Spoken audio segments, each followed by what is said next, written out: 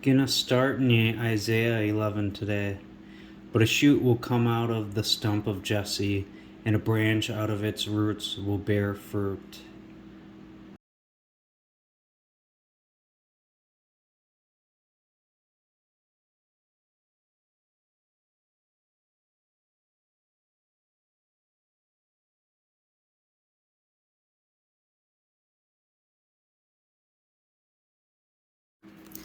So we see shoot in the concordance, so rod, branch, twig, and then you get that will come out of the stump of Jesse, which stump can be stem, stock. So this is dealing with, like descendants, and because then you get here for branch, and it can be a sprout, shoot, just so you got shoot there, and descendant. So this is, actually, not like a tree, but it's a line it's speaking of, and we know Jesse is the father of David. And this is speaking about the line of David from the promise. But this is after David's time already when this is put out. So this isn't talking about David. So, and out of its roots, the roots of that stump, that was going to come that shoot and that branch, that will bear fruit. Let me show you something with that word stump. So you see how it can be from an unused root, meaning to cut down trees, the trunk or stump of a tree, as felled or as planted. Every tree that my father didn't plant will be cut down, or something like that, like John says. But that's what it makes me think of. But check it out in Ezekiel 21. Verse 10. I'm going to kind of start halfway down. It says, "It despises the scepter of my son as if it were any tree." It should be they.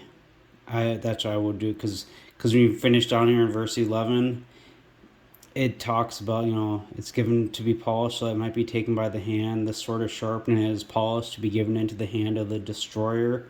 A destroyer is, is part of those groups, like those ones that take counsel against his anointed one from Psalm 2. So, the kings and rulers, it's, more than just one person.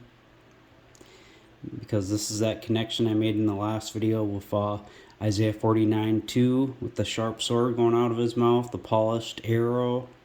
And then, about Jesus saying where the carcass is, there the eagle will be assembled. Because just before that, he says, like lightning flashes from the east to the west, so too shall be the sign of the Son of Man. So this is that one here which is dealing with, because it begins a sword is sharpened and it is polished. It is sharpened to make a severe slaughter. It is polished so it might flash like lightning, where the carcass of the eagle will be assembled, in the sign of the Son of Man. How can we rejoice? They despise the scepter of my son.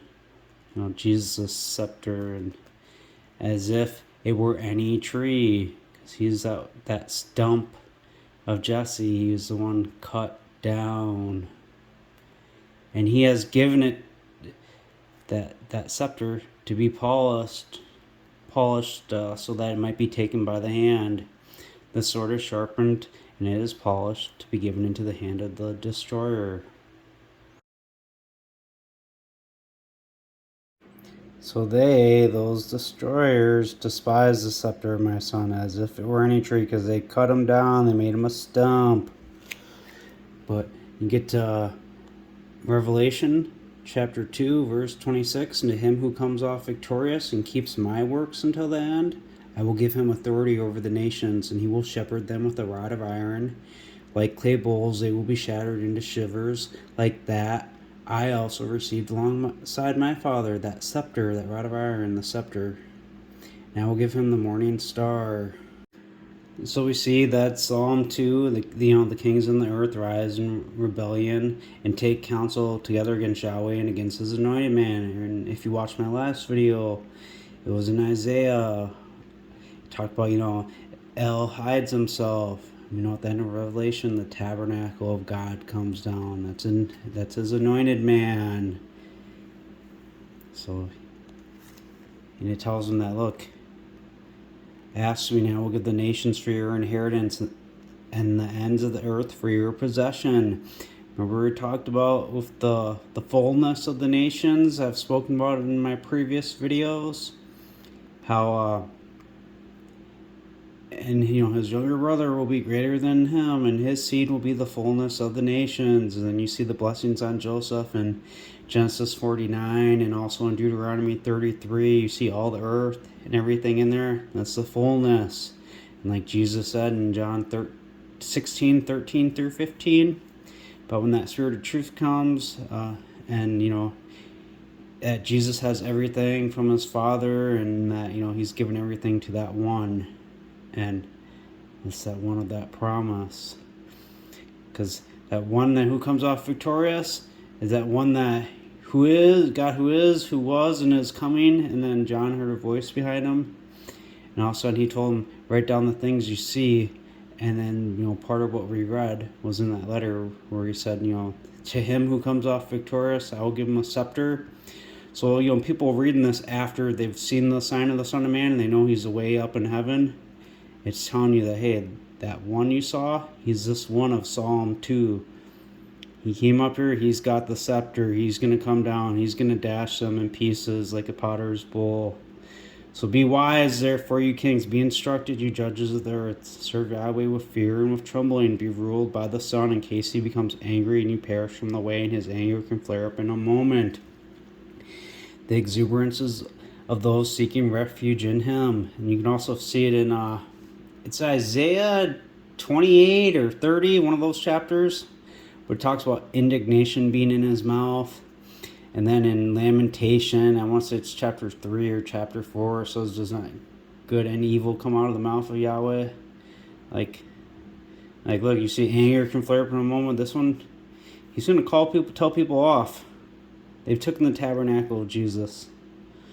You guys see how they act? They put on a show. That, look, now from Psalm 2, you can take it to 83, because the kings of the earth rising in rebellion, taking counsel against Yahweh and his anointed. Look, do not keep silent, O Elohim. Do not hold your peace, and do not be still, El, the El who hides himself. For look now, your enemies are making an uproar like waves of the sea. Those who hate you have lifted their head. Now, if you've seen my Mark of the Beast videos, they have a fake resurrection they're going to do, because he has two horns like a lamb, and one of them really does get killed, and then the other one, it doesn't say exactly how, but he probably goes and prays over him or puts his hands on him, says something, and boom, that image comes down, that fire descending down. It's an image, it's like a hologram. It's going to be fake, and it's going to speak. I don't know exactly how it will go, if it will descend all the way onto that person down on the ground. And while it's descending, every eye is going to be looking up, because they always think, Matthew 24, look up, your redemption draws nigh. So everyone's just going to look up. Those ones that are expecting a pre-tribulation rapture, they're going to look up and see that. And all of a sudden, they're going to switch that body out with the live one, because nobody will be paying attention. And they could do that while that thing's descending down, coming into it, and then it looks like, you know, oh, look, the Holy Spirit went in him, he's resurrected now. Or, you know, it might just be like an image of, you know, of alleged Jesus, you know, saying, this is my servant, or however. And then they'll switch the body out then, and, you know, he'll be like, rise, and, you know, people just think that, well, those ones down there, they're holy. And then they'll make an image to them. That's their head that they're going to lift up. So like it says, you know, bruising his heel and he'll crush their head. Is that Psalm 110?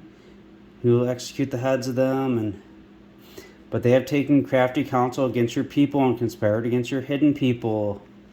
So let's cut them off. So all these people are coming against them. That says, do to them as the Medians. And you know what they did? The Israelites, we took them all out there. It's going to happen again. This is that goring them to the ends of the earth from that Deuteronomy 33 prophecy. the 10,000s of Ephraim and the thousands of Manasseh. Because as a fire burns a wood and as a flame sets the mountains on fire, I forget how it goes, like the house of Israel, fire, and Joseph, a flame, and then the house of Israel, fire, and the Holy One, a flame, like in Obadiah and Isaiah 10:17. And so, and it talks about, the mountains melting under his feet, and then blood being on him in different passages. So this is all just allegory of that, with that storm coming.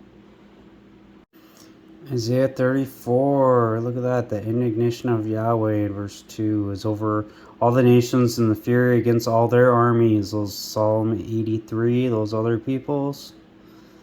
He has utterly destroyed them. He has delivered them to slaughter, and their killed will be thrown out. And their stink will come up out of their carcasses, and mountains will be melted with their blood. And all the hosts of the heavens will be dissolved, and the heavens will be rolled together like a scroll, and all the hosts will fall as the leaf falls off the vine, like the drooping from a fig tree. So he talks about, Yahweh has a sacrifice in Basra in verse 6. And that's a terrible slaughter in the land of Edom. And you can read about a slaughter in Basra too in Jeremiah. And I think it's like chapter 46 maybe. But I could be wrong on that chapter. But anyways, it's around there. Verse 7, and the wild ox will come down with them, and the bullocks and the bulls. So like the firstborn bullock is his glory, and his horns are the horns of a wild ox, and with them he'll gore the ends of the earth, the 10,000s of Ephraim and the thousands of Manasseh. So, and their land will be drunk with blood, and their dust saturated with fat, for this is the day of vengeance of Yahweh, the year of recompense for the controversy of Zion, and its streams will be turned into pitch, and its dust into brimstone, and its land will become a burning pitch, and it will not be quenched day or night. Its smoke will go up throughout the eon, from generation to generation. It will lie waste. So, look, this is them getting slaughtered. He's, calling it that fire and brimstone. That's the part where people read, oh, the lake of fire, and they think people are burning in a hell. No, this is when the army comes back. And that smoke coming up, it's allegories. You get to Joel. Right here it talks about the day of Yahweh is coming in Joel 2. For it is near at the hand, a day of darkness and gloominess, a day of clouds and thick darkness, the smoke of their torment coming up. So like blackness spreads on the mountains, their blood's going to be on the mountains. Mighty and strong people, the like of whom there has not been from of old, nor will there be again after them for many generations. I think that time of great tribulation. A fire devours before them, and behind them a flame burns, and the land before them is like the Garden of Eden. And behind them a desolate wilderness, yes, and nothing will escape them. The appearance of them is like the appearance of horses. They run like war horses, like the noise of chariots. They rattle on the tops of mountains, like the noise of a flame, of a fire that devours a stubble. All lawlessness will be stubble in the day of Yahweh. From Malachi 4, when they come in Elijah, and it talks about all lawless being stubble when they're going to be killed, when his branches climb over a wall. Like a strong people in battle formation, before their face the peoples are horribly pained. All faces gather heat. They run like mighty men. They climb the wall like men of war. And each marches on his way. And you could put that Joseph one, a fruitful bow, beside a well. His branches march upon a wall. You march in here too. And they do not break their ranks, nor does one jostle against another. Each marches in his own highway, and when they fall upon their weapon, they will not be cut down. So they're going to have incorruptible bodies. They run about in the city, they run along the wall, they climb up on the houses, they go on the windows like a thief. Remember, I come like a thief. The land quakes before them. You remember what Bible verse or Jesus says that he'll come like a thief to them? Because, it's going to be the 4 stones coming at this point. Those 4 messengers released. And people think, oh, they're fallen angels. And, well, no. You're going to see the 3 of them with wings. But there's nothing indicating that Jesus got wings. The land quakes before them, the skies tremble, the sun and moon grow dark, and the stars withdraw their shining. Because think that fire and brimstone, the smoke of their torment going up when they're that slaughtering, they're going to gore them to the ends of the earth, the 10,000s of Ephraim and the thousands of Manasseh. So that smoke is coming up everywhere. It's covering the sun and the moon. I mean, it's not going to be literally, but it's allegory. And Yahweh utters his voice before his army, for the camp is exceedingly vast. And he who executes his word is strong, for the day of Yahweh is awesome and terrifying. Who can withstand it? So you see the voice of Yahweh to my Lord. So that's that one, the coming one, saying to Jesus, that anointed man, the one who is, who was, and who is coming. He's finally arrived up there. Because now he's saying, sit at my right hand until I place your enemies as a stool for your feet. Isaiah 66:1, Yahweh says this, the heavens are my throne, and the earth is my footstool. Where is this house that you will build for me, and where is the place of my rest? Hebrews 8:1, now in summary over the things being spoken, we have such a high priest who sat down at the right hand of the governmental seat of the majesties in the heaven. His throne is in heaven, that right hand, governmental seat. And think the right hand, that Ephraim, he got the right hand placed on his head with the birthright blessing. So Jesus got to sit up on his throne, because like it says in Luke that he will be called the Son of the Most High, and he will be, I'm paraphrasing it, and he'll be given the throne of his father David. And think how it says, I found my servant David, I anointed him with my consecrated oil in Psalm 89. But it's the right hand of the governmental seat in the majesty in the heavens, a servant of the innermost sanctuary of the true tent that the Lord pitched, not man.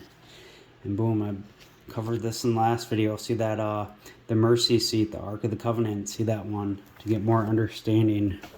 But now to get back here, so that voice of Yahweh, that anointed man, to Jesus, sit at my right hand, at my throne, until I place your enemies as a stool for your feet. So, and it's saying Yahweh will send the rod of your strength out of Zion. So that's that child to be born. I wanted to come out of Zion, to come out of Israel, because standing on Mount Zion, with the 144,000. So this is going to be an Israelite, obviously. Exercise rulership over your enemies. Your people will be willing in the day of your power, in the majesties of the sanctuary, from the womb of the morning, for there is for you the dew of your youth. Yahweh has sworn and will not relent. You are a priest throughout the eon after the order of Melchizedek. Adonai is at your right hand. This is speaking to Jesus. And look, he's an El who hides himself. This one to come, he is the tabernacle of God, the one where so when it's saying Adonai is at your right hand, it's because he's in his temple, the tabernacle of him, his chosen man, the anointed man, the David that he found. And he will strike through kings in the day of his anger. He will judge among the nations, and he will complete it like with corpses. Remember what it said in Psalm 83, do to them as the Medians. It's those ones that are taking counsel against him and the people. So, and he will complete it with corpses. He will execute the heads over the vast territory from the brooks by the wayside. He will drink, like that drink offering. And so he will be exalted as head. Just like it said, he'll be given the scepter. Alright, so remember the beginning. But a shoot will come out of the stump of Jesse, and a branch out of its roots will bear fruit. So, but a rod will come out of the stump of Jesse, you could say, too. So, Jeremiah 1:11, and the word of Yahweh came to me, saying, Jeremiah, what do you see? And I said, I see a rod of an almond tree. Then Yahweh said to me, "You have seen well, for I will be watchful over my word to perform it." And the word of Yahweh came to me the second time, saying, "What do you see?" And I said, "I see a boiling cauldron, and its face is in the north." Think that the boiling anger of God from Revelation, it's that cauldron. It's like from his tabernacle, because you see from the north. And like that sacrifice in Basra, like if you really pay attention to all those different passages, it's speaking of the same event. Because then it says, Yahweh said to me, "Out of the north the calamity will break out over all the inhabitants of the land. As you will see, I will call all the families of the kingdoms of the north," which, the Israelites were in the north in their allotments. So this is at that gathering. This is that hidden servant from Isaiah 49. If you've seen my last video, I ended like at this spot, but declares Yahweh, "And they will come, and each one will set up his thrones at the entrance of the gates of Jerusalem, against all its walls and all the way around, and against all the towns of Judah. And concerning all their wickedness, I will utter my judgments against those who have forsaken me and burned incense to other gods and worshipped the works of their own hands." Think that Psalm 83, they have lifted their head. I mentioned with those, they're going to do that fake resurrection. Those are those other gods. See, people get called gods in the Bible. So, now let's just check this out in 111.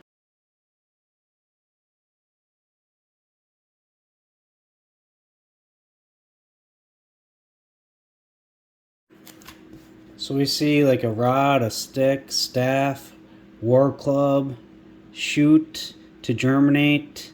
You see connections too with that, the shoot coming out of the stump of Jesse with this.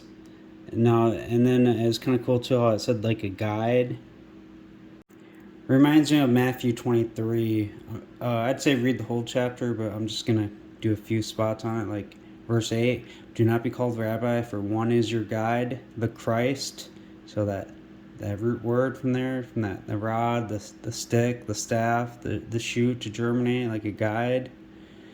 And "Neither be called guides, for one is your guide, the Christ.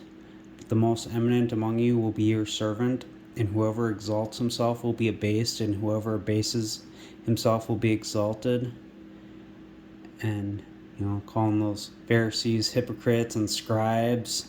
And we know about the lying pen of the scribes. In the same passage of chapter 8 of Jeremiah, they're speaking about the Judahites and them in Jerusalem. They're going to be buried. They'll be like dung. They're not going to be gathered. But when he's saying on verse 15, "Woe to you, scribes and Pharisees, hypocrites! You go around sea and dry land to make one proselyte. When it's done, you make him twice as much a son of the valley of Hinnom as yourself." See, Jeremiah 19 talks about the valley of Hinnom, the valley of the slaughter, making void the counsel of Judah. And I want to say it's Jeremiah 10 also, but I mean, it's in more than just that one spot. So, and plus that first chapter where they're going to go around all the gates of Jerusalem. And then Jesus accuses them of all the righteous bloodshed. This is verse 31. "So you give witness against yourselves that you are the sons who murdered the prophets. Fill up then the measure of your fathers, serpents, vipers. How can you escape from the judgment of the valley of Hinnom?" When you read that, Jeremiah 19, when it's making void the counsel of Judah, it says there'd be a hissing. So you can get why he's calling them serpents. "And on account of this, you understand I authorized for you prophets and sophisticated men and scribes. Some of them you will murder and crucify. Some of them you will scourge in your synagogues and from town to town, so that against you might come all the righteous bloodshed out of the earth, from the blood of righteous Abel to the blood of Zechariah and the son of Berechiah, whom you murdered between the sanctuary and the altar. And I say to you, all these things will come against this race." And now you can read Jeremiah 2 also. So it talks about, having blood on all their skirts, speaking to Judah.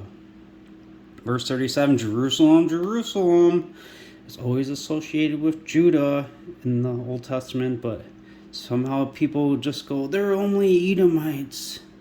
Yeah, they're part of the Edomite family. They mixed with a Canaanite in Genesis 38. That's what Edom did too. Esau did. I call them Edom. Same difference, I guess. But murdering the prophets and stoning those who have been sent to her, how often have I longed to gather together your children in a way that a bird gathers together her chicks under the wings, but you have not been willing.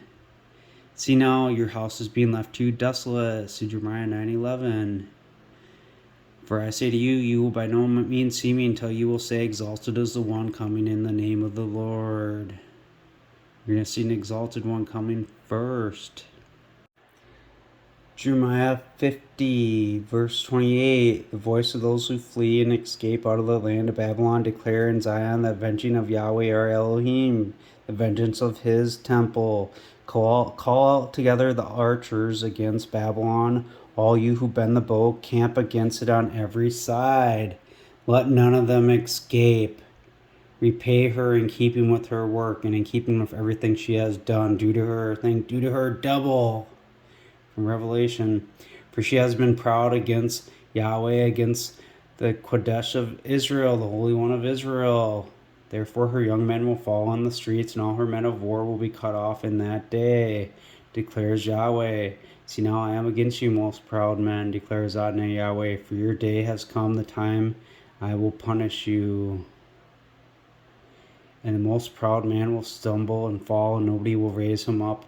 And I will fire kindle in his towns, and it will devour everyone around him. Revelation 18, verse 6. Give back to her as she in turn gave back to you. Repay her double in proportion to her works, and the cup that she has mixed double for her. So you see how that matches up with what we read in Jeremiah 50? That none of them escape, pay her in keeping with her work, in keeping with everything she has done due to her. So just back in chapter 18, if you were to read it more, talks about with the violence will Babylon, the mighty city, be thrown down, and then it might be found no more. And now listen to this. I'm speaking about Babylon, and you get down here, and in her was found blood of the prophets and the set apart people, and of all those murdered on the earth. Remember, Jesus was speaking to those scribes and Pharisees, and he said that to them. Then he says, Jerusalem, Jerusalem, murdering the prophets. Then even just go up to verse 23 or 22. I'll start right here. Will not be heard in you anymore, and a light of a lamp will not shine in you anymore, and a voice of a bridegroom and bride will not be heard in you anymore. For your merchants were the magnates of the earth, and by your sorcery all the nations were received, and in her all the blood, like Jesus said in Matthew 23. But check it out. Jeremiah 7:34. Then I will cause to cease from the towns of Judah and from the streets of Jerusalem the voice of mirth, the voice of gladness, the voice of the bridegroom, and the voice of the bride, and for the land will be desolate.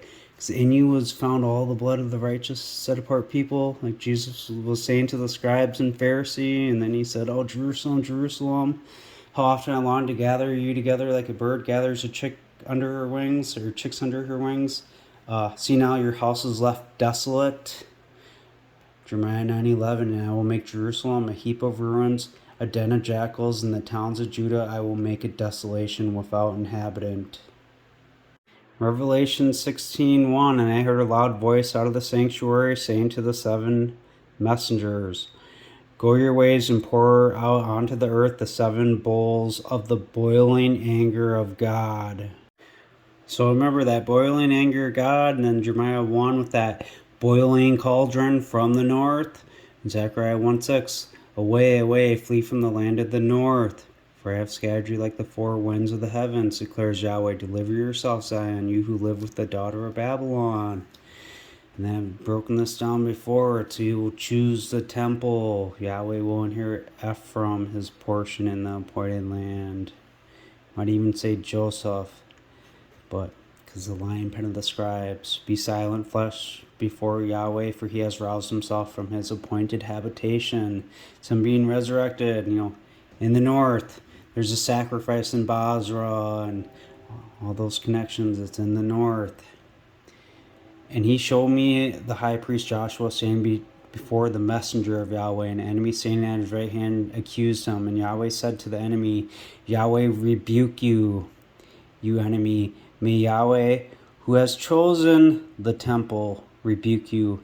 Is this not a stick plucked out of the fire? Think of that staff, stick, rod, all that. It's all connected.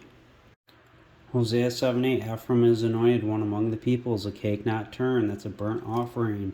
See Psalm 92:10 talks about the wild ox, his horns being anointed, and it's that same word for mixed himself. How do they put that?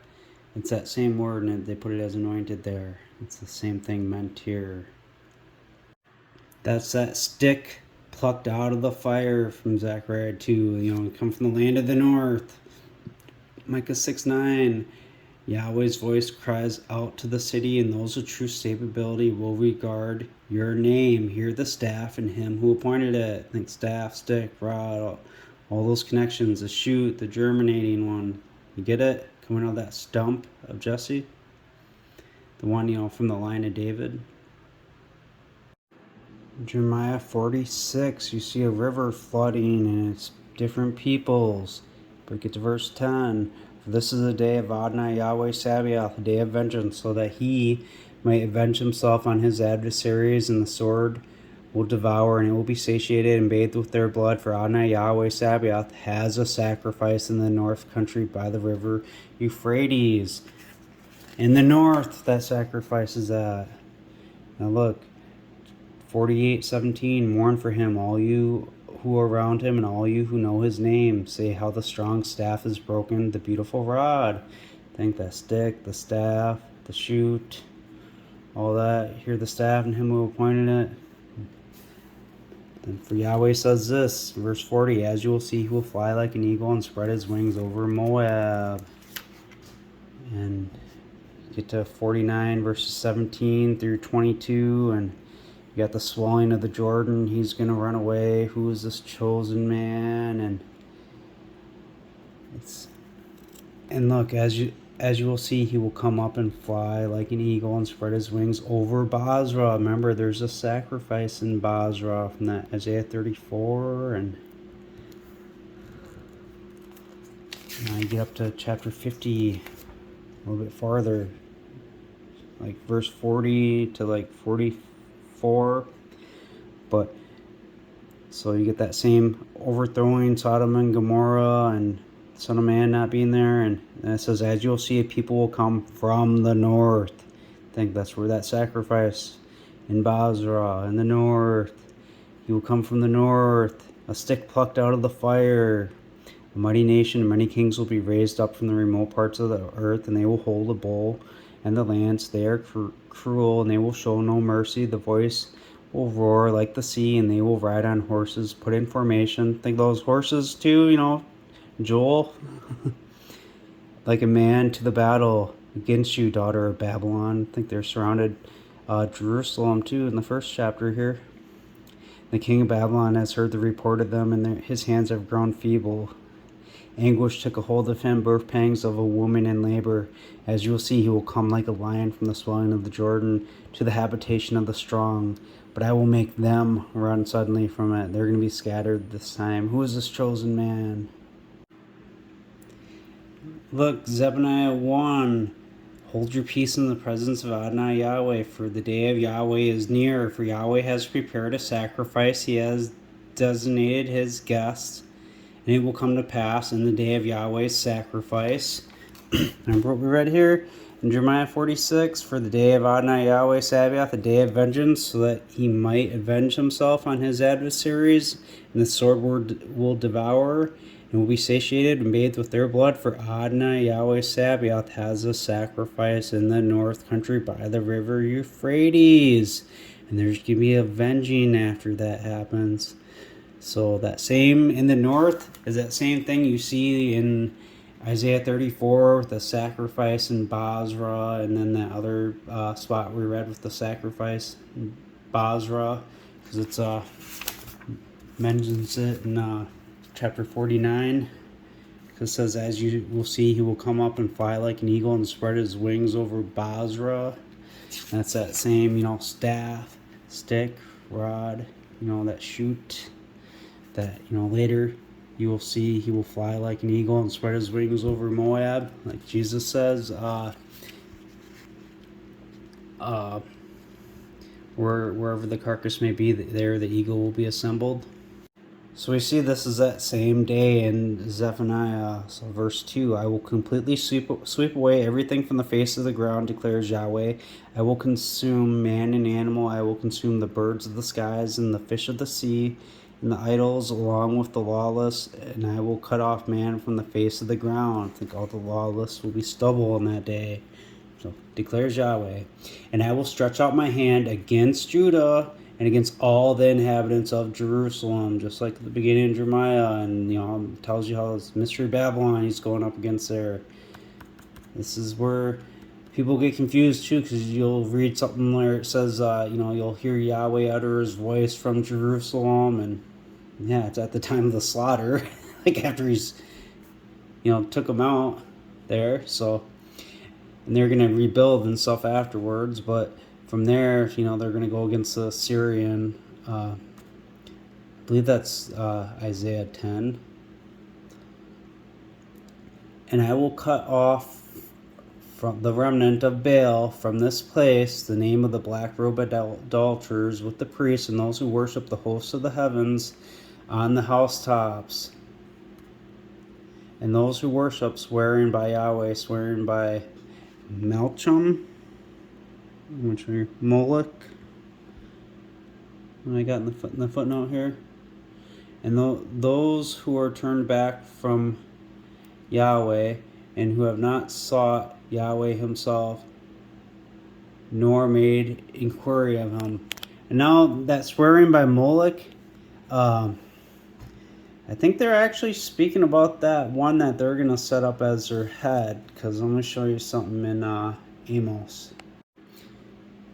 Okay, so in Amos 5 here, so he's talking about, says this to the house of Israel, search for me and you will live. And this goes back to, I believe it's Jeremiah 44 or 45 right in there, where he talks about, I am, an El who hides myself. And, we know in Revelation at the end, you see the tabernacle of God come down.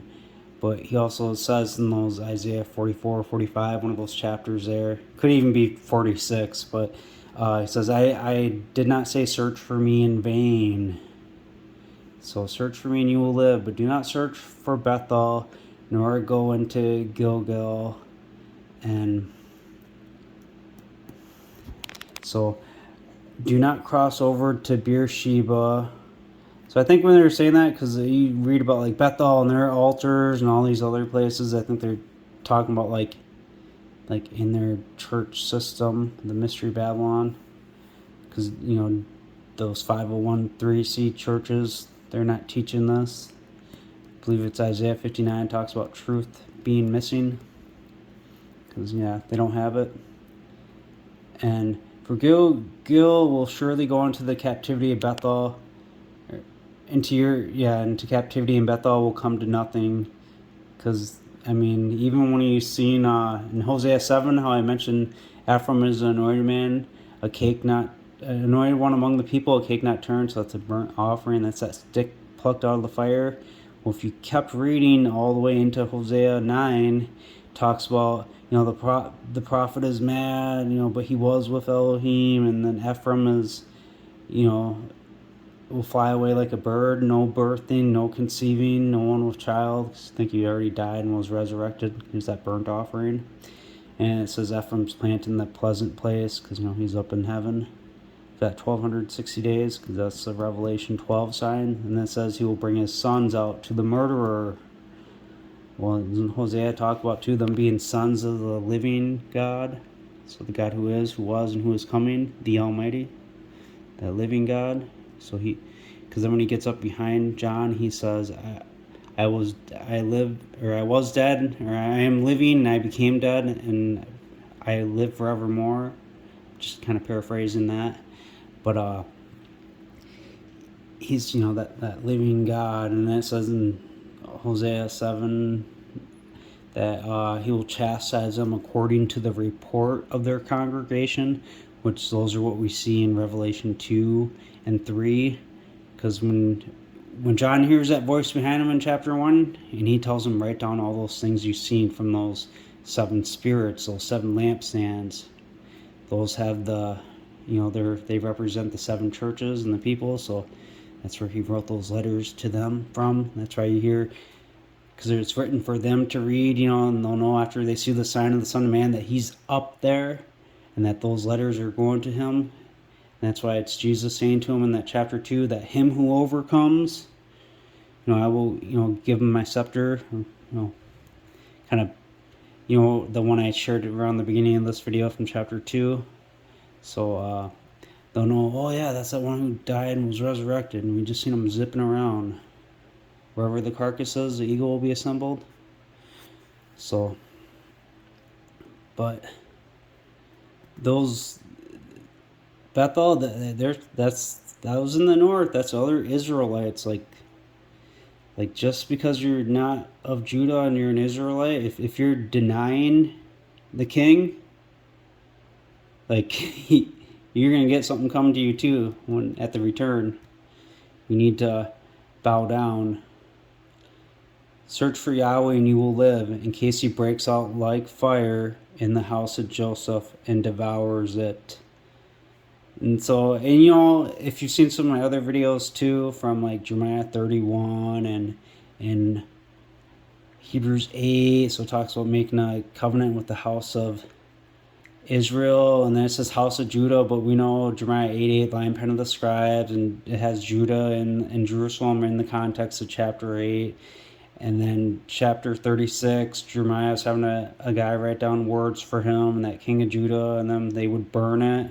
And then he just had him write down more words. But then, it mentions how that one that burned it, he added words to those words. So, and then you get to Jeremiah 17:1, it says the sin of Judah, written with a pen of iron. So, in that same Jeremiah 31, it's all talking about Israel at the beginning, and then it talks about Ephraim being his firstborn, and that he's that son of his right hand, and it's talking about them in context, and it talks about that it'll come a day when he'll mix the seed with the house of Israel, and it says Judah too, with the seed of man and seed of animal. But Judah already did that when he committed adultery in Genesis 38. So. And it talks about, his name being in the boys. Wouldn't that be Israel and probably Joseph? Because the way he worded it to Joseph in that passage, he said to him, Ephraim and Manasseh, they will be mine. And then, any children you have after you will be, yours. So maybe that's, the clue right there. That house of Joseph is that other actual house. So you got the house of Israel with the covenant and the house of Joseph with the other covenant. Because I would say Ephraim, because he's the firstborn one. Because sometimes you just kind of got to do your best with all the information presented, and as you grow in knowledge, you can make the connection and go, oh, maybe it was actually this, Joseph instead of Ephraim. That small little change. Because Judah, it says in that same chapter 8 that they won't be gathered. Everyone in the covenant's gathered. So in case he breaks out like fire in the house of Joseph and devours it, and there is nobody in Bethel to quench it. Isaiah 10:17, and the light of Israel will be for a fire, and its Holy One for a flame. That's what the Kodesh is. Obadiah, verse 18, the house of Jacob will be a fire, and the house of Joseph a flame. So you see how that light of Israel a fire, and the Holy One of Israel a flame. And then you see the house of Esau. Yeah, that's probably, the house that Judah is in, because that's going to be straw, and they will be burned up and consumed. And there will be not any remaining from the house of Esau, for Yahweh has spoken.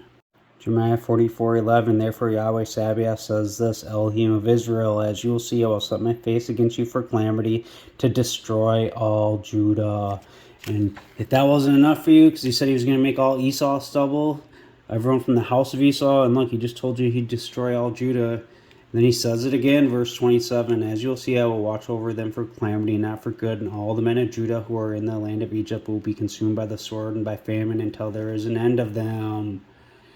Yet a small number of them who escape the sword will return out of the land of Egypt into the land of Judah, and all the remnant who have gone into the land of Egypt to live there will know whose words will stand, mine or theirs, and this will be a sign to you, declares Yahweh, that I will punish you in this place, so that you might know my words will surely stand against you for calamity. You know, they're going to be slaves and stuff too when they come back, because they're going to build and not inhabit. So, now here, back in Amos, so here's what he's saying to them. So he'll break out like fire in the house of Joseph and devour it, and there is nobody in Bethel to quench it, because he's talking about do not search for Bethel or go into Gilgal, and do not cross over into Beersheba. Beersheba is in that land of Judah, but they teach their ways to wicked women in Jeremiah 2. If you read what it says about Judah, and he abandoned those who turned justice and righteousness into wormwood in the land.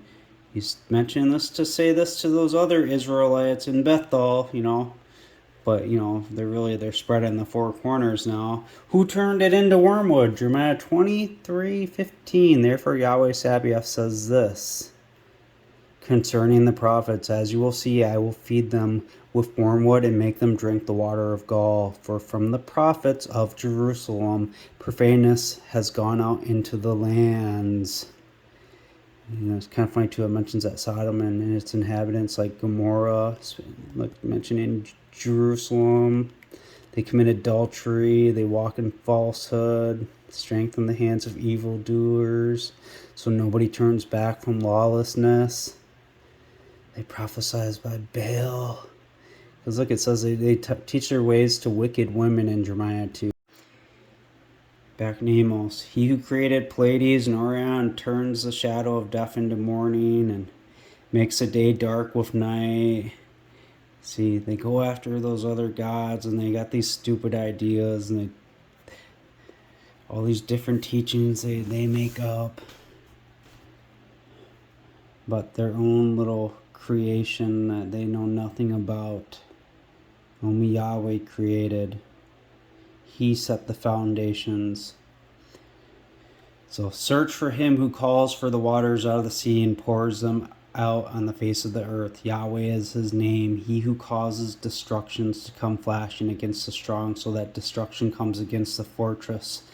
Be the destruction against those who turn righteousness into wormwood, Judah and Jerusalem. Just like it shows you at the beginning of Jeremiah, and like all the prophets talk about destruction going to Jerusalem. But people say, oh no, it's not. I read Zechariah. It's obviously speaking about the temple in there, though. And they hate him who makes rebukes at the gate, and they abhor him who speaks uprightly. Therefore, because of your trampling of an impoverished man, and your taking of grain taxes from him, and you have built houses of cut stone, but you are not going to live in them. You have planted pleasant vineyards, but you will not drink wine from them. For I know your manifold transgressions and your mighty sins. Oppressors of a righteous man taking bribes and turning aside the needy at the gate. Therefore the prudent will remain silent in that time, for it is a time of calamity. Search for good and not evil, so that you might live. And I believe it's in Malachi, it talks about discerning between a righteous man and an evil man, because they're going to have their fake one, and it's spoken about throughout the Bible, really, in the Old Testament. So Yahweh Elohim Sabaoth will be with you as you have spoken. Hate evil and love good, and establish justice in the gate. It might be that Yahweh Elohim Sabaoth will be gracious to the remnant of Joseph. Think you hear about like the remnant of Israel, because it's that house of Israel. Now you're hearing the remnant of Joseph, because it's the house of Joseph.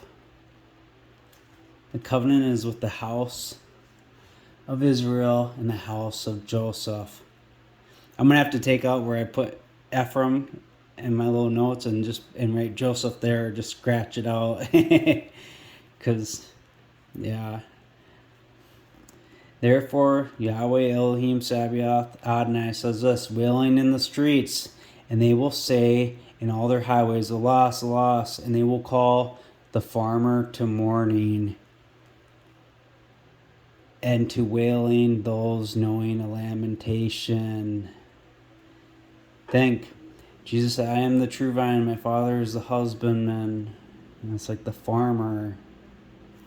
And the parable, Yahweh will once again choose the temple. He's in his new temple. And when we read about this, like they're gonna kill him. They abhor that one who speaks uprightly, and they're trampling on the impoverished man. Think he's gonna come down trampling and tread on them afterwards. We get a death here.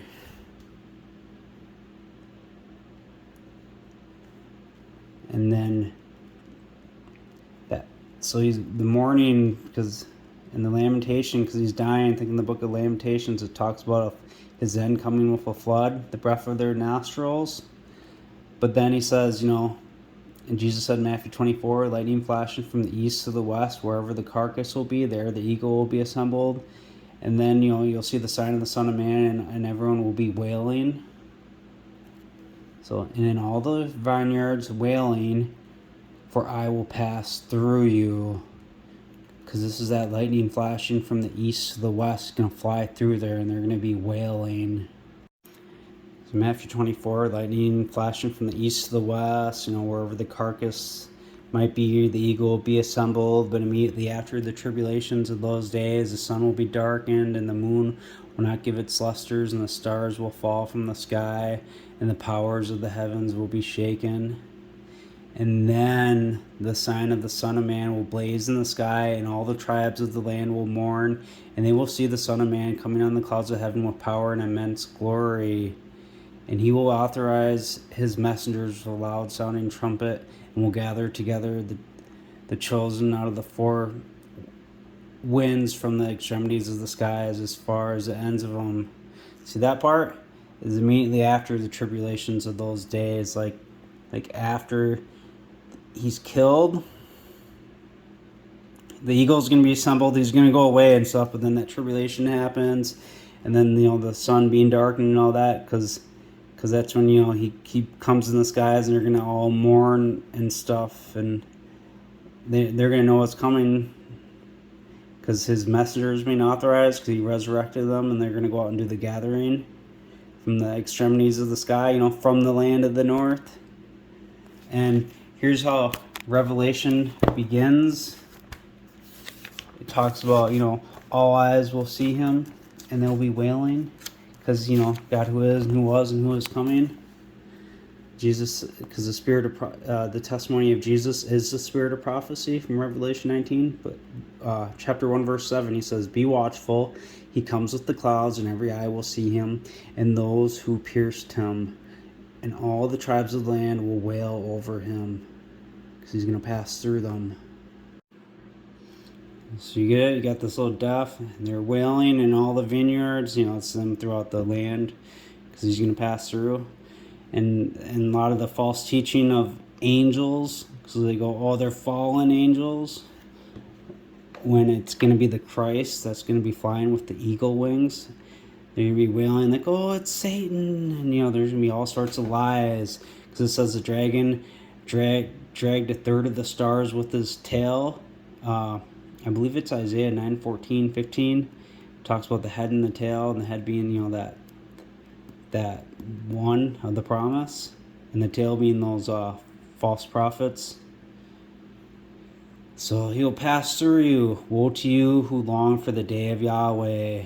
Because see, now that's the beginning. Because in Revelation 1:7, I read how, be watchful, he comes, and everyone's going to be wailing. If you read a few more verses down, he said, John said, I was in the Spirit in the Lord's day. And it says, God who is and who was coming. or who is and who was and who is coming, because he is living, he was dead, and he is coming. He's passing through at that moment. That's where you see, no one able to open the scroll in Revelation 5, where no one in heaven above or on the earth or underneath the earth. But he's flying in between there. But woe to you who long for the day of Yahweh, for what good is the day of Yahweh for you? The day of Yahweh is darkness and not light, as if a man fled from a lion and a bear met him, or went into the house and leaned his hand on the wall and a snake bit him. Will the day of Yahweh not be darkness and with no light, and utter darkness with no brightness in it? I despise your festivals, and I have no delight in your solemn assemblies. It's like they were making their sacrifice. Like Zephaniah, Yahweh has a sacrifice. So, therefore, you offer me burnt offerings and your meal offerings, and I will not accept them. Nor will I regard the shalom offerings of your fattened animals. Take away from me the noise of your songs, and I will not hear the melody of your lutes. But let justice roll on the waters, and righteousness like an inexhaustible stream. Have you offered me sacrifices and offerings in the wilderness for 40 years, house of Israel? But you have carried the booth. Think booth, tabernacle. Like you got the dream at the transfiguration where with Moses, Elijah, and Jesus, and then I forget which name. I think it was Peter. He said something, but it also mentions he didn't know what he was saying, because if you read chapter 33 of Job, it talks about in a dream, Yahweh instructs man. So like he was like he kind of put his own words into Peter's mouth, and he didn't know what he was saying when he said, let's make a booth for Moses, Elijah, and Jesus, and Elijah being that coming one. It's like they're those tabernacles because they're chosen ones. You even get Moses called the chosen man in the Psalms. Just like, who is this chosen man?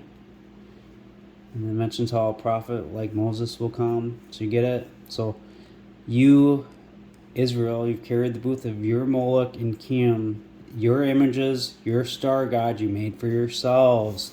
Think that one who's going to, the two horns like a lamb, one's going to be murdered. And then when people are looking up at that image coming down, they're going to switch it out with one that's alive. So, and they got the two of them there. Because when you understand about the Moloch in Leviticus 18, everything in there is a sexual sin. And they were mentioned about it before they were coming into the land of those other peoples and the Canaanites and all those other families. And it mentions about not giving your seed to Moloch, how it's profaning his name in sanctuary in Leviticus 20, just like 18, it defiles the name and all that. And then you see in Ezra 9 how all those other peoples of the land, the house of Israel and stuff, mix their seed with all them, and they profane the name, defile the sanctuary that way. The same thing as giving your seed to Moloch and taking, not taking their daughters and stuff. He's not an Israelite. He's a terror. Therefore I will cause you to go into captivity beyond Damascus, says Yahweh, whose name is El Sabaoth, the El who hides himself in the hosts. But so you get it? And people will say, no, that's doing that's killing babies. Which, I mean, I wouldn't recommend doing that either. That's horrible. But that's not what that is. So just get back into Zephaniah. Took a little longer than I was thinking, but so we know that sacrifice, that day of Yahweh here, it's a sacrifice in the north. He has a sacrifice in Basra, like it says in Isaiah 34, and so it's that same place. So he's going to stretch his hand against Judah and all the inhabitants of Jerusalem, just like Jeremiah 1 mentions. And, you get to chapter 50 and those other Jeremiah chapters, the land of Babylon. And so, who worship the host of the heavens on housetops. And then to say about them with the wormwood and all that, the starry array and Pleiades and all that. Yeah, them in Judah. And those who worship swearing by Yahweh and swearing by Malcham. But yeah, in that footnote here, Moloch mentions Leviticus 18:21. It's all sexual sins in that. They're swearing by Moloch. They're swearing by that other false one. People got the mark of the beast fallen after this one. Them in Judah are beast. And the ones of Israel that follow after them get the mark of the beast. And those who are turned back from Yahweh and have not sought after Yahweh himself, nor made inquiry of him. Yeah, they go after the false one. Hold your peace in the presence of Adonai Yahweh, for the day of Yahweh is near. For Yahweh has prepared a sacrifice. He has designated his guests. Yahweh has a sacrifice in the north. Jeremiah 46. And it will come to pass in that day, Yahweh sacrificed, that I will punish the princes and kings' sons and all those who are clothed in strange clothing. And the same day I will punish all those who leap over the threshold, who fill houses of their masters with violence and fraud. And there will come to pass in that day that the sound of the cry from the fish gate, from the howl of Mishnah, and a loud crashing from the hills, howl, you inhabitants of Maktesh, for all the people of Canaan have perished. All those carrying silver have been cut off.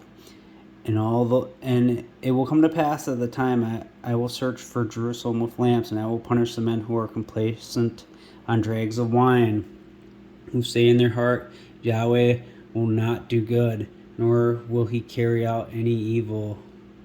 In that case, their goods will become a booty, and all their houses a devastation, and they will build houses, and they will not inhabit, and they will plant vineyards, and they will but not drink wine. Near is the great day of Yahweh. See, they're going to destroy the city, but some of them are going to, get out, and they'll come back and bow down and stuff. So, yeah, and then they're going to be building for us.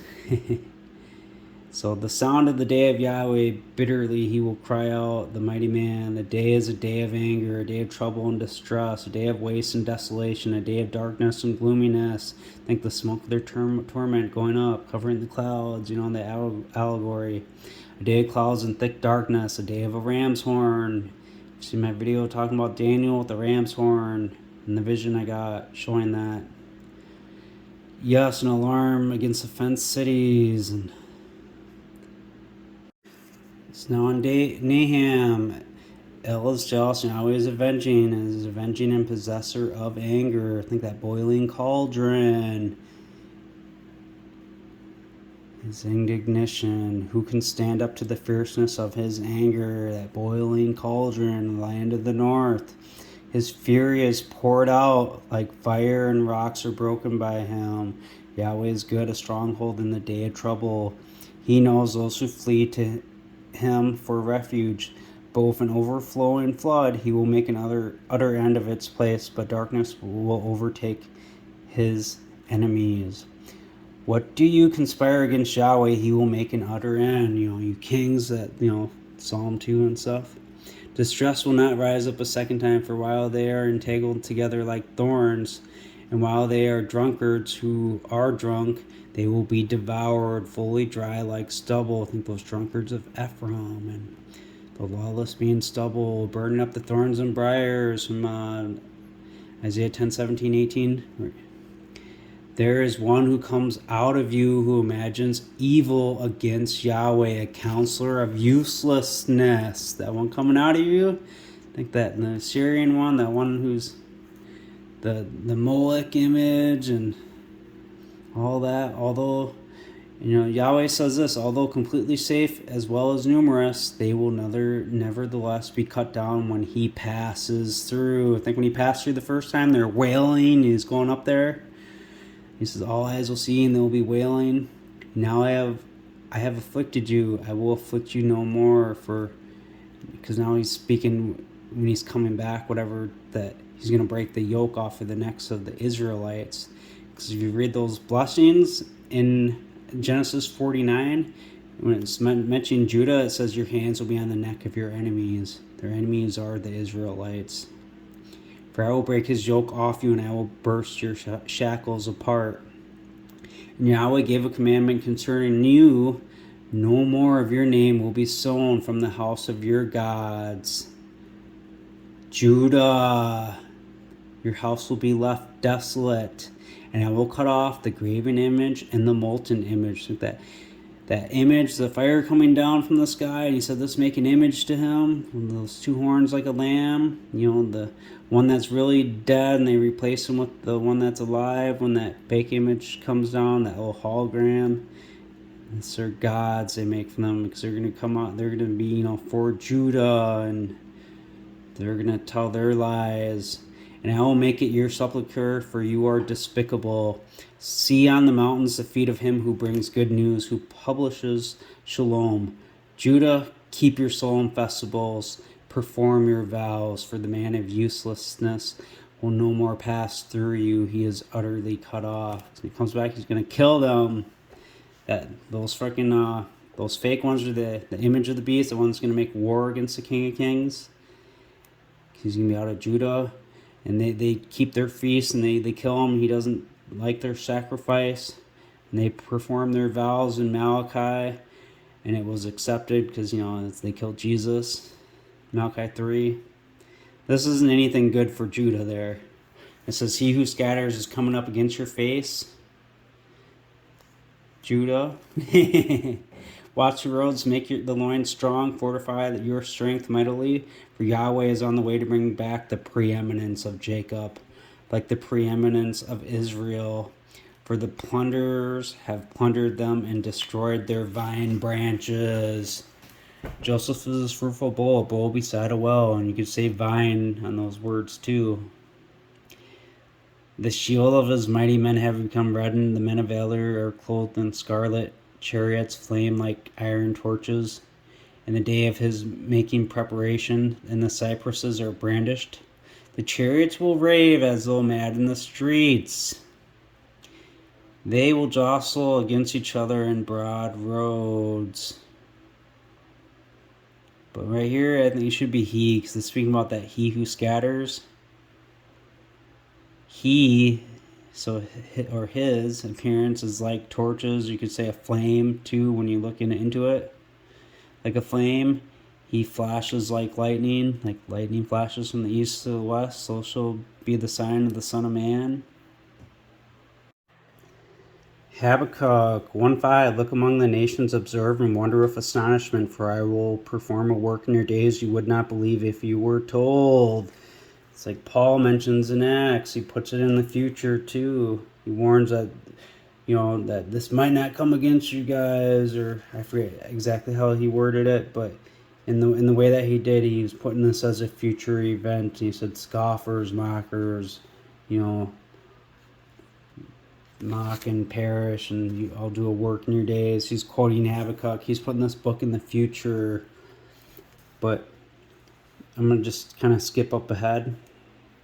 Woe to him, causing his neighbors to drink, pouring out your wineskins and making them drunk as well, so that you might gaze at their nakedness. You will be filled with shame instead of glory. You also drink and reveal yourself as uncircumcised, uncircumcised of the heart. The cup of the right hand of Yahweh will turn on you.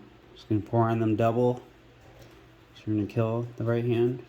Disgrace will be your glory. For the violence done to Lebanon will cover you, and the spoils of animals will make you afraid because of the blood of the men, and for the violence of the land and the city and all who live in it. What does the carved image profit that its maker has engraved it? The molten image and a teacher of lies. This is that Revelation, mark of the beast, that image coming down. That the maker of his work trust in it to make dumb idols. Woe to you who say to wood, awake, to dumb stone, arise. This will give us teaching. Look, it is laid with gold and silver, yet there is no breath in it. breath whatever in it. But Yahweh is in his appointed temple. Let all the earth hush, keep silence before him. It's like Jeremiah 5:14, because you speak this word, I have made your words in your mouth fire, and this people wood. So what do you say to wood awake and to dumb stone arise? Because they're going to do their fake resurrection. No breath in it, whatever, because there's one that's going to be really dead, and it's not going to be a real resurrection. It's going to be actually a different person replaced for him. So there's no breath in that one. Because they can't do a resurrection. Only Yahweh can. Yahweh, I've heard your report. I was afraid. Yahweh, renew your work in the midst of the year. In the midst of the years, make yourself known. In anger, remember compassion. Aloha comes from Teman, and Hakodesh from Mount Paran. I got something on that too. His majesty covers the skies, and his praise fills the earth. His brightness is like the light. Rays flashing from his hands are his, and where there is concealment of his strength, the pestilence went before him, burning coals went out from his feet. He stood and measured the earth. Things like measuring the temple too, they speak about that in Revelation 11 and all that. But being displeased against rivers, those floods and all that, riding on horses. Empty your bow, be made. The oaths. But you gotta remember those oaths and the foundations laid. You came out for the salvation of your people, for salvation with your anointed. You dashed in pieces the head from the house of the lawless by stripping him from foot to neck. Think the anointed one, Psalm 2.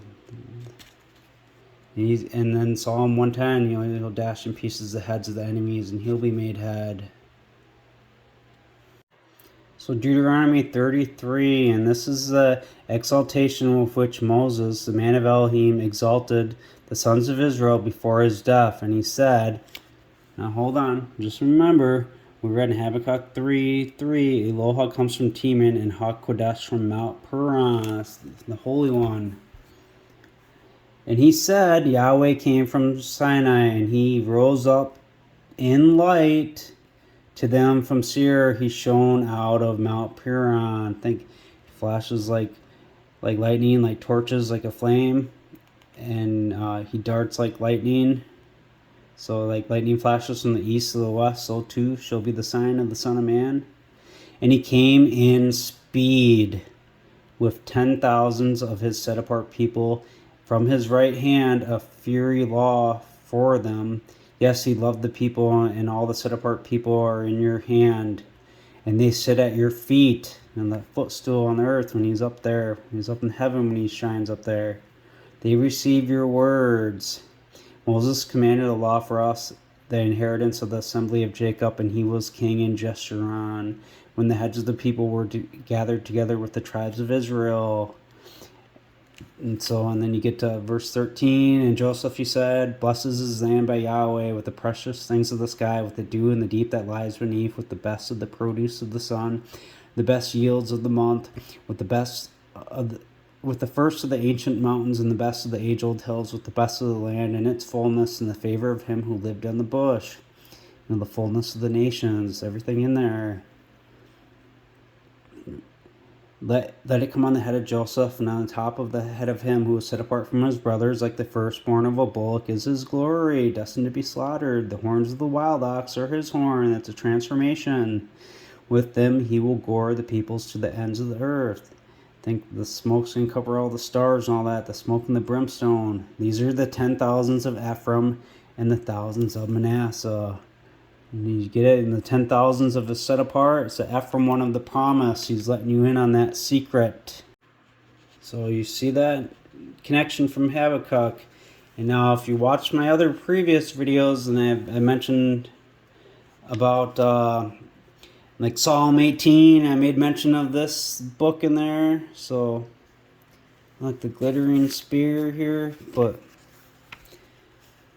it says, Yahweh Adonai is my strength, and he will make my feet like a deer's on my high places, and he will cause me to walk to the chief singer on my string instruments.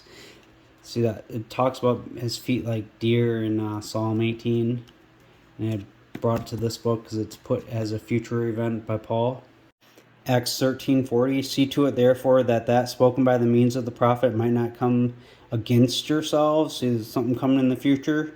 Look, you despisers, and marvel and perish, for in your days I will carry out a work that you will certainly not believe if anybody were to declare it to you. That's Habakkuk 1:5. In Hebrews 10, he puts it in the future again too. It's verse 35. Do not in that case throw off your confidence, which has rich recompense, for you have need of patience. Because, it hasn't happened yet when he was writing this. So that having done the will of God, you might receive the promise. For in just a little while, yet the coming one will be present, and he will not delay. Now the righteous man will live by faith, but if he draws back, I myself will have no pleasure in him. That's Habakkuk 2:3-4. Habakkuk 2:3. For the vision is deferred for an appointed time, but in the end it will speak and not lie. Though it delays, wait for it, because it will surely come, it will not delay. Look, his heart is lifted up, it is not upright in him, but the righteous man will live by his faith. So you kind of contrast between a good man and a righteous man when we read, the first chapter and a half in here and throughout it. Because, it says, I will perform a work in your days you would not believe if you were told. And it talks about Chaldeans being a bitter and hasty nation. And, yeah. Job 14:7. So this just had me thinking from the beginning of the video about the root of Jesse, from the stump. That cut down tree when we looked at the definitions and stuff. For there is hope for a tree that, if it is cut down, it will sprout again, and its tender branch will not cease, although its root grows old in the ground, and its stump dies in the dust. At the scent of water it will bud, and put out boughs like a new plant. Even a strong man dies, and he will lie prostrate. Yes, a man expires, and where is he? As water goes out from the sea, as a river becomes parched and dries up, so does a man lie down, and he does not rise until the heavens are no more. They will not awake, nor be stirred out of their sleep. Who would grant that you would hide me in the grave, that you would hide me until your anger passes, that you would appoint me a set time and bring me to mind? If a man dies, will he revive? I will wait all the days of my struggle until my change comes. You will call and I will answer you. You will have a longing for the work of your hands. For now you have numbered my steps. Do you not watch over my sin? My transgression is sealed in a bag, and you plaster over my iniquity. Surely the falling mountain comes to nothing, and the rock is removed out of its place. Think what it says in Revelation about the mountains, meaning like kings and nations, and this, it's symbolizing that. So, and then the rock, like Joseph, a rock from the shepherd, the stone of Israel. So a falling mountain, a falling king from the shepherd, the stone of Israel. And yeah, the stone gets killed too, but it'll be resurrected. The waters wear away the stones. Think that flood, and the stone being at the bottom from the Song of Moses, and from Psalm 18 with the flood waters going over him, with the stone representing Joseph. The allegories in that. The torrent washes away the soil of the land, and so do you destroy the hope of mortal man. You prevail once for all against him, and he passes on.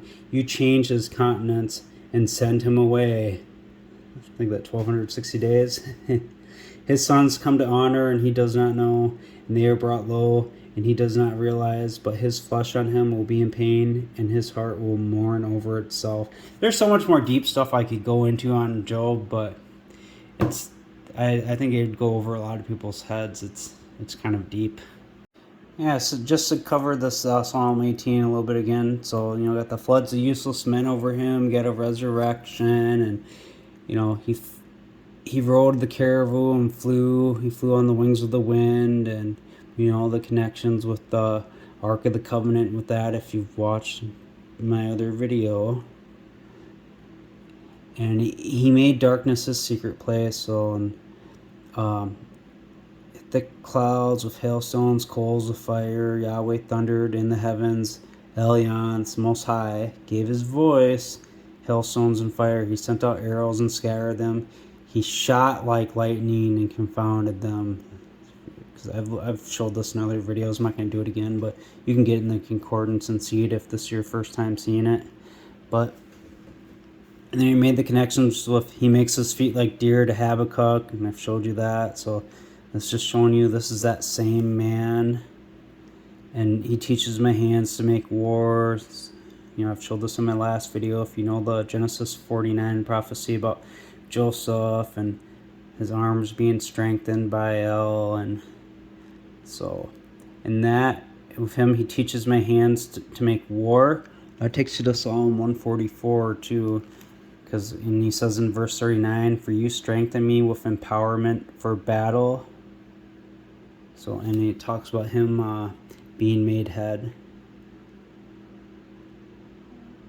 Right here, 43, you rescued me from the striving of the people. You made me head of the nations. Just like, you know, that Psalm 110 we read. So he gives deliverance to his king and shows mercy to his anointed man, to David and his seed. Psalm 144, let Yahweh my rock be exalted, he who trains my hands to make warfare and my fingers for battle, for my mercy and my fortress, my high tower, my liberator, my shield, and he in whom I will flee for refuge. He subdues people under me, just like we were reading in,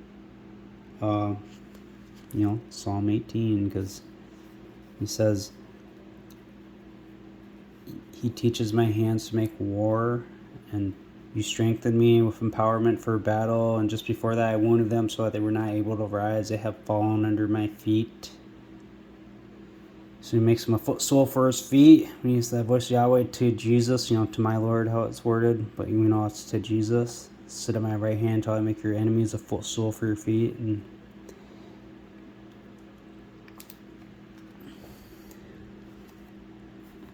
Yahweh, what is man that you are acquainted with him? The Son of Man that you are mindful of him. And that goes to Psalm 8. And there's something Paul wrote in Hebrews that confirms again that Psalm 18 and this psalm is about the other one of the promise, the Ephraim, the son of the right hand, the birthright. Jesus is at the right hand of God. But this one's a different one. Man is like a vapor, his days like a shadow that pass away. Let's go to that Hebrews quick. Hebrews 2:5. For not to angels has he put under subjection the coming inhabited world of which we speak. Somebody, though, in a certain place gave testimony, saying, what is man, you are mindful of him, or a son of man that you watch over him? You made him for a little while lower than the messengers. With glory and honor you crowned him. You put everything in subjection under his feet. For in putting everything in subjection to him, he left nothing not put in subjection to him. Not yet, though, do we see everything put in subjection to him. See, this one hasn't come yet. We do see, though, someone with subjection, everything put in subjection to him. Him who was made a little lower than messengers, Jesus, through suffering, death, crowned with preeminence. He's got the preeminence, but this one here, not yet do we see it. Paul talks about us being dull on hearing here too. But so Jesus, through suffering and death, crowned with preeminence and honor, so that by the merciful goodwill of God, he might taste death on behalf of everyone.